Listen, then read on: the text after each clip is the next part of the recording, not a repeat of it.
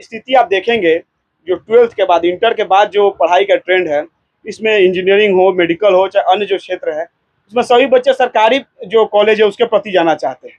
90% जो रुझान रहता है वो सरकारी कॉलेजों के प्रति रहता है। लेकिन ठीक इसके उल्टा आप आ जाइए, नर्सरी से लेकर 12th तक में, इसमें शायद ही 90% बच्चे प्राइवेट की तरफ जाना चाहते हैं। सरकारी विद्यालयों में, बिहार का मैं बात कर रहा हूँ, अन्य राज्यों का मैं बात नहीं कर रहा हूँ, यहाँ कोई सरकारी विद्यालय में जाना नहीं चाहता है। अगर कोई सरकारी विद्यालय में बच्चा जाता है तो एक जनरल धारणा है परिवार में कि परिवार सक्षम नहीं है अपने बच्चों को प्राइवेट विद्यालय में भेजने के लिए, इसलिए वो सरकारी विद्यालय में, इस तरह का स्तर गिर गया है सरकारी विद्यालयों के लिए, जो काफी दुख। ये बहुत ही गर्व की बात है कि हमारे क्षेत्र की एक बच्ची जो यहाँ रहकर, हमारे क्षेत्र के तो बच्चे बहुत से बाहर जाकर, जो बिहार का एक पलायन का समस्या है, इसके साथ बहुत से बच्चे बाहर भीतर जाकर पढ़ते लिखते हैं, लेकिन ये बच्ची इस क्षेत्र में रहकर यहाँ के विद्यालयों में शिक्षा ग्रहण करके इंग्लिश में किताब लिखती है। ये कल्पना से बाहर है, अविश्वसनीय था, लेकिन उसने आज संभव किया है और हम सभी के लिए गर्व की बात है। हमारे लिए तो गर्व है ही, अन्य जो बच्चे जो क्षेत्र के हैं उनके लिए भी ये बच्ची प्रेरणा की स्रोत है। और इसको देखकर, इस बच्ची को देखकर अन्य भी बच्चों भी जो इस क्षेत्र से हैं, जिनको लगता है कि व्यवस्था के अभाव में वो आगे नहीं बढ़ पा रहे हैं, उनको भी कहीं ना कहीं उनके हौसलों को एक पंख लगेगा, उनको मजबूती मिलेगी कि वो भी चाहे, अगर उनकी इच्छा शक्ति मजबूत है, डेडिकेशन मजबूत है, तो वो भी अपने लक्ष्य को, अपने सपनों को साकार कर सकते हैं। ये कहा जाता है कि गांव में सुविधा नहीं होती है, बहुत सारे ऐसे प्रतिभा होते हैं जो सुविधा के अभाव में आगे नहीं बढ़ पाते। उनके लिए क्या करना चाहिए सरकार को, या फिर जो इस क्षेत्र की जनता है, सामाजिक कार्यकर्ता, बहुत सारे ऐसे लोग अपने आप को कहते हैं मगर सहयोग नहीं कर पाते हैं, क्या करना चाहिए? बिल्कुल सही कहा आपने। बहुत से ऐसे बच्चे हमारे क्षेत्र के जो व्यवस्था या प्लेटफॉर्म के अभाव में आगे नहीं बढ़ पाते हैं। हम लोग भी जब स्कूल जाते थे अपने, उस समय तो सरकारी विद्यालयों की क्या व्यवस्था थी, 99-2000 में, किसी से छुपा हुआ नहीं है। खाली पैर गर्मी के दिन में स्कूल जाना कितना कठिन होता था, ये हम लोग झेले हुए हैं, ये हम लोग जानते हैं। तो बहुत ही दुख होता है, कुछ 2005 के बाद से जब नीतीश जी एनडीए के साथ सरकार में आए, उन्होंने बहुत हद तक प्रयास किया, बहुत जगह विद्यालय के भवन भी निर्माण हुए, लेकिन धीरे धीरे जो उसमें पेश चाहिए था उसमें कमी आती गई, इच्छा शक्ति कमजोर पड़ी। आज भी स्थिति ऐसी ही है, बहुत ही दुखद बात है ये। 2005 से लेकर 2023 आज 18 साल हो गया। इन 18 वर्षों में भी बहुत से ऐसे क्षेत्र में जहाँ पर 2 कमरों में कक्षा 1 से लेकर कक्षा 8 तक का पढ़ाई होता है। आप समझ सकते होंगे इसमें कैसी पढ़ाई होती थी। सिर्फ खाना का लालच देकर विद्यालय में बच्चों को बांध कर रखना ये संभव नहीं है। क्वालिटी दीजिए, आप उस तरह का लेवल का एजुकेशन दीजिए, तो बच्चे स्वतः आएंगे। क्यों आखिर वो मजबूर हो रहे हैं प्राइवेट एजुकेशन की तरफ? जो प्राइवेट संस्थाएं हैं उसमें आप जाके देखिए, बच्चों का जो अटेंडेंस रहता है, हाजिरी रहती है, वो 95-96% रहता है। वहीं सरकारी स्कूल में 50% भी बच्चों की उपस्थिति ला पाना शिक्षकों के लिए एक समस्या बनी हुई है। बहुत सी ऐसी समस्याएं हैं, इसमें सरकार को अपने स्तर पर पहल करना होगा। पहले बीच में जो सरकार का जो अभी मौजूदा जो अप्रोच है वो क्वांटिटेटिव अप्रोच है। इससे हम गुणवत्ता युक्त जो एजुकेशन बच्चों को चाहिए उसमें हम लोग सफल नहीं हो सकते। जब तक सरकार का अप्रोच क्वालिटेटिव और क्वांटिटेटिव दोनों नहीं होगा, तब तक शिक्षा का जो स्तर हम क्षेत्र में चाहते हैं वो नहीं मिल पाएगा। इसके लिए सरकार को अपनी इच्छा शक्ति मजबूत करनी पड़ेगी और उनको ये विश्वास दिलाना होगा आम जनता को कि जो सरकारी विद्यालयों में जो परीक्षा और जो पढ़ाई हो रही है वो आपके बच्चों के लिए सही है, उनके भविष्य में वो बाधक नहीं बनेंगी। आज स्थिति आप देखेंगे, जो 12th के बाद, इंटर के बाद जो पढ़ाई का ट्रेंड है, इसमें इंजीनियरिंग हो, मेडिकल हो, चाहे अन्य जो क्षेत्र है, उसमें सभी बच्चे सरकारी जो कॉलेज है उसके प्रति जाना चाहते हैं। 90% जो रुझान रहता है वो सरकारी कॉलेजों के प्रति रहता है। लेकिन ठीक इसके उल्टा आप आ जाइए, नर्सरी से लेकर 12th तक में, इसमें शायद ही 90% बच्चे प्राइवेट की तरफ जाना चाहते हैं। सरकारी विद्यालयों में, बिहार का मैं बात कर रहा हूँ, अन्य राज्यों का मैं बात नहीं कर रहा हूँ, यहाँ कोई सरकारी विद्यालय में जाना नहीं चाहता है। अगर कोई सरकारी विद्यालय में बच्चा जाता है तो एक जनरल धारणा है परिवार में कि परिवार सक्षम नहीं है अपने बच्चों को प्राइवेट विद्यालय में भेजने के लिए, इसलिए वो सरकारी विद्यालय में, इस तरह का स्तर गिर गया है सरकारी विद्यालयों के लिए, जो काफी दुखद है। इसमें कमी यहाँ के बच्चों की नहीं है, अभिभावकों की नहीं है, सरकार की इच्छा शक्ति पूर्ण रूप से शिक्षा के प्रति जो ध्वस्त है। और मुझे लगता है कि इस दिशा में सरकार को एक ठोस और निर्णायक कदम उठाना पड़ेगा। जब तक सरकार एकदम कठोर कदम इस क्षेत्र में नहीं उठाएगी, तब तक शिक्षा के क्षेत्र में बिहार पुनः अपना पुराना गौरव स्थापित नहीं कर पाएगा। कैसे होगा? मैं हर जगह जाता हूँ, विद्यालयों में जाता हूँ, वहाँ की स्थिति देखता हूँ। कुछ विद्यालय हैं जहाँ पर 12th क्लास तक चलते हैं उसको उत्क्रमित करके 12th कर दिया गया है, मगर वहाँ पर टीचर नहीं है। अब ढूंढने जाइएगा तो साइंस की पढ़ाई होती है मगर सिर्फ हिंदी के टीचर है, मैथ के टीचर नहीं है, साइंस के नहीं है। और एक जगह की मैं बात बता रहा हूँ, इसी शाहपुर विधानसभा की माधोपुर में आप जाइएगा तो वहाँ पे 2 कमरे में आज भी 1 से 8 क्लास तक पढ़ाई होती है। बारिश हो जाए पेड़ के नीचे पढ़ाई होती है, बारिश हो जाए तो लोग बच्चे घर भाग जाते हैं, फिर बारिश छूटती है तो फिर बच्चे आते हैं। तो कैसे स्थिति सुधरेगी? देखिए, जब तक बिहार का जो पॉलिटिक्स है, जो पॉलिटिकल यहाँ सब कुछ पॉलिटिक्स से इन्फ्लुएंस्ड है। मैं बता रहा हूँ, आप पॉलिटिक्स की बात कर रहे हैं तो शिक्षा में कैसी रहेगी? मैं बता रहा हूँ, जब तक यहाँ का पॉलिटिक्स डेवलपमेंट ओरिएंटेड, शिक्षा ओरिएंटेड, विकास ओरिएंटेड नहीं होगा, तब तक किसी को भी, जो भी राजनेता है जो आज के डेट में सत्ता में शामिल है, उनको कोई लेना देना नहीं है कि बच्चे पढ़ रहे हैं विद्यालय में कि नहीं पढ़ रहे हैं। उनके लिए अपनी सत्ता और अपनी कुर्सी बचाने ही प्राथमिकता है।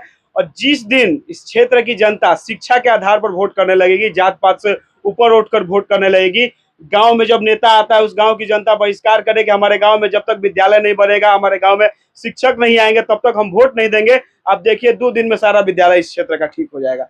कहीं ना कहीं जो आपस में समाज को जात पात के नाम पर बांटकर उनके मूलभूत जो लक्ष्य है उससे भटका दिया जाता है, उसका परिणाम है कि आज के डेट में शिक्षा का वो लोग दोहन कर रहे हैं, शोषण कर रहे हैं।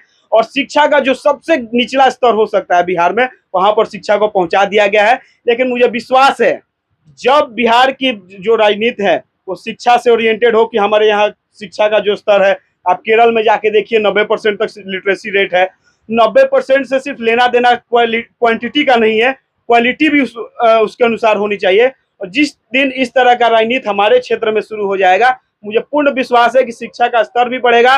यही सरकारी विद्यालय, यही शिक्षक टाइम से आएंगे और जो क्वालिटी हम बच्चे खोजते हैं प्राइवेट स्कूल में, वो सरकारी विद्यालय में भी मिलेगा। लेकिन हमें इंतजार करना होगा। जिस दिन अब जात पात से उठकर, ऊपर उठकर शिक्षा के लिए और विकास के लिए हम वोट करेंगे, हमारे नरेंद्र मोदी जी का जो सपना है कि आप काम पर वोट कीजिए, आप विकास पर वोट कीजिए, जिस दिन से ये वोट गांव गांव में पड़ने लगेंगे, उस दिन आप देखेंगे कि सरकारी विद्यालय का जो स्तर है वो अपने आप ऊपर बढ़ने लगेगा। जो आपने काम किया है, पूरा क्षेत्र अपने आप को गौरवान्वित महसूस कर रहा है कि एक ऐसा काम हुआ है जहां लोग सोचते हैं कि शहरों में जाकर हम ये काम कर सकते हैं, और आपने ये प्रूव कर दिया कि नहीं, अगर किसी में हौसला हो तो गांव शहर में अंतर नहीं है, गांव में भी किया जा सकता है। ये आइडिया कैसे आया कि चलिए हम बुक लिखते हैं, वो भी इंग्लिश में? इंग्लिश में बुक लिखने के ज़्यादातर लोगों को मतलब इधर जो मैं जिसके ऊपर लिखना चाह रही थी, वो जो लोग पढ़ते हैं स्टूडेंट्स, को इंग्लिश में ज़्यादा प्रेफर करते हैं पढ़ना। और गांव में क्योंकि मैं यहाँ पे अब रहती हूँ तो और कहाँ जाके लिखूँगी, पापा ने लैपटॉप प्रोवाइड करवाया तो मैंने उसमें लिखा। मुझे बहुत पहले से ही लिखना चाहती थी बुक। जितने बुक्स पढ़ती थी तो देखती थी कि राइटर्स का नाम है, ऑथर है, तो ये अच्छा लगता था देख के कि ऑथर किसी ने बुक लिखा है, मैं पढ़ रही हूँ तो कोई मेरा भी बुक पढ़े, मैं भी जो लिखूँ कहानी, तो मैं वही लिखना चाह रही थी तो लिखा। मतलब ये कब से शौक चढ़ा था लिखने का? तो मतलब मैं पढ़ती थी पहले 2018 से, मैं सोचा कि हाँ लिखूंगी, लेकिन तब उतना नहीं होता था कि कहाँ से लिखूं कैसे। फिर धीरे धीरे और बुक्स पढ़े, देखा, छोटी छोटी कहानियाँ, मूवीज भी देखे, उसमें से आया, और सीरीज देखे बहुत सारे, तो मुझे प्रेरणा मिली कि हाँ ये बन रहे हैं, ये सब बुक्स ही लिखे होते हैं, उससे बनते हैं, तो ये फिर मैं लिखती हूँ। आपकी बेटी जो की है, मतलब पूरा क्षेत्र यहाँ पर तो ऐसे ऐसे लोग जुटे हुए थे कि इधर के माननीय, कभी उम्मीद थी कि एक दिन ये भी होगा हमारे दरवाजे पर ऐसे ऐसे लोग आएंगे बेटी की वजह से?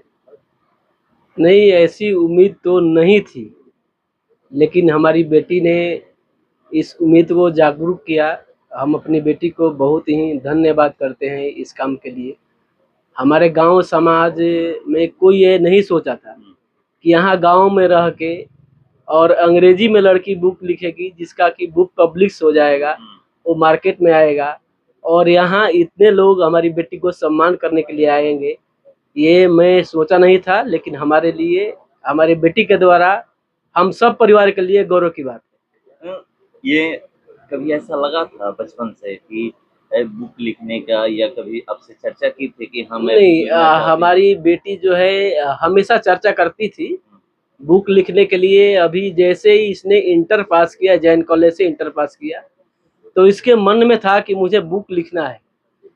तो हमने बोला लिखिए, हमने इसको प्रोत्साहित किया, लिखिए, आपको क्या चाहिए हम देंगे और हम पीछे नहीं हटेंगे आपको देने के लिए। तो इन्होंने मुझे बोला कि मेरे पास लैपटॉप था लेकिन भाई मेरे लेके चले गए, मेरे बेटा भी बीएचयू में पढ़ता है, वो लैपटॉप लेके चला गया। तो बोले कि मुझे लैपटॉप चाहिए और मुझे एक बुक लिखना है। तो हमारा कंप्यूटर वर्ल्ड है बिहियां, हमारे राकेश जी हैं हमारे भतीजा, तो उनसे मैंने बोला, तो उन्होंने इसको कंप्यूटर प्रोवाइड कराया, जिससे कि ये प्रोत्साहित होकर ये अपना काम की और लक्ष्य को पूरा किया। और ये अगला बुक भी लिख रही है, जिस बुक का नाम है वाज अस रॉन्ग।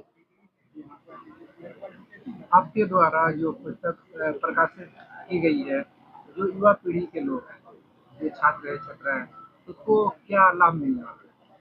उनको लाभ ये मिलेगा कि इसमें एक लड़की है जो कि अपना घर का मतलब उसको ट्रैवल करना पसंद है, एक्सप्लोर करना चाहती है चीज़ें, उसको शिप चलाना पसंद है, तो वो शिप को लेके अपना निकलती है ट्रैवल करने के लिए सीज़ में, और वो उधर कैप्चर हो जाती है लोगों के द्वारा उधर एक आइलैंड पे। वहाँ वो कैसे अपनी परिस्थितियों को वो करते हो, परिस्थितियों से जूझते हुए कैसे वो सबको बचाती है, खुद भी बचती है और फिर अपने घर पे वापस जाती है। यही कहानी है नेक्स्ट आपका एक पुस्तक आ रहा है, वाज अस रॉन्ग। बाजस क्या उसमें ऐसा क्या है जो लोग उसको पढ़ेंगे, उससे जानकारी हासिल करेंगे? वाज स्ट्रॉन्ग एक कपल का कहानी है जो कि एक फैमिली के ऊपर है कि एक कपल रहता है, उनकी शादी होने के बाद वो उनकी फैमिली उनके साथ फैमिली होती है बट फिर भी उनके साथ कैसा वो व्यवहार करती है।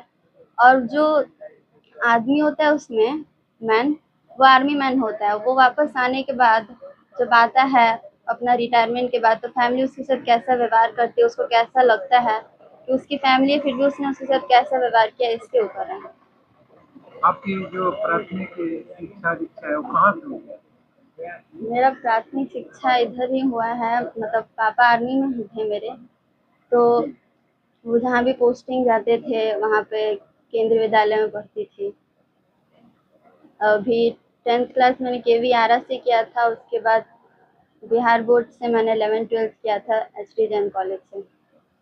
आप पुस्तक लिखिए, इसका जो फाइनेंशियल सपोर्ट हुआ होगा वो कौन दिया था? पापा।